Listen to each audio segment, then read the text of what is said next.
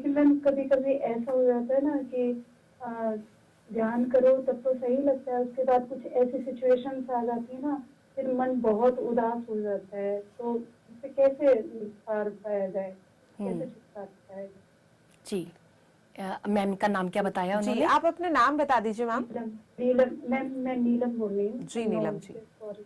जी, नीलम जी, देखिए, सबसे पहले तो ध्यान को हमेशा आपको जारी रखना है।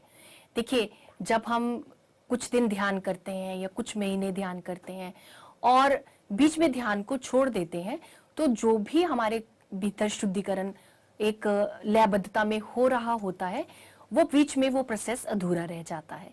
तो सबसे पहले आपको आपका ध्यान जो है वो जारी रखना है।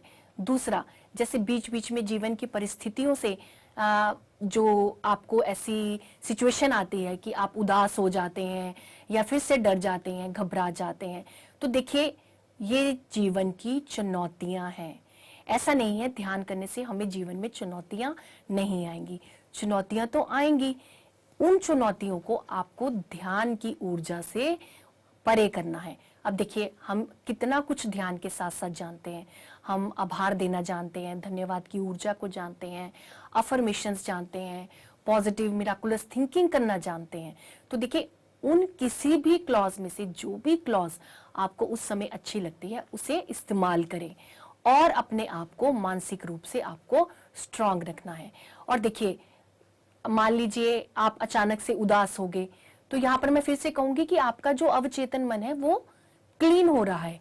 जो ऐसी सिचुएशंस आती हैं, तो ऐसी सिचुएशन में से आपको अभ्यास होगा कि मुझे इन सिचुएशन में से अपने आप को कैसे निकालना है। तो इसलिए ज्यादा ध्यान के माध्यम से, सज्जन सांगत्य से, स्वाध्याय से और दूसरों के अनुभव से और अपने अनुभव से कि जब मैं उस स्थिति में थी, मैंने उस परिस्थिति में से अपने आप को कैसे निकाला, वैसी परिस्थिति में से वैसा ही एक प्रॉपर ट्रीटमेंट लेकर आप अपने आप को निकालिए।